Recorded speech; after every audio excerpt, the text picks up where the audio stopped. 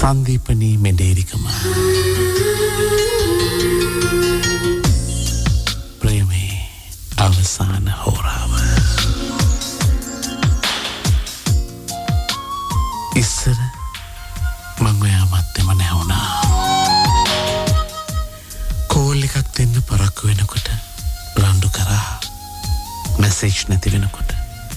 බැනල message කළා පොඩ්ඩ ඇත්තන් රණ්ඩු වුණා ඒත් දැන් මං හරි වෙනස් නේද කෝල් එකක් දෙන්න පරක්කු වුණත්